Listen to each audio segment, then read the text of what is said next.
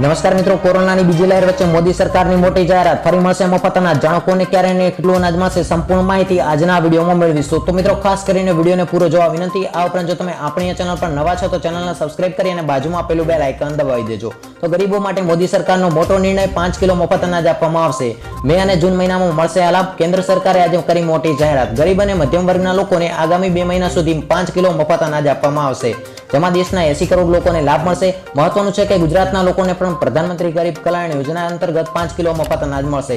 એક બાજુ કોરોના મહામારી સામે લડવા રાજ્ય અને કેન્દ્ર સરકાર કડક પગલાં લઈ રહી છે, જેથી મજૂરો પોતાના વતન તરફ પાછા વળી રહ્યા છે.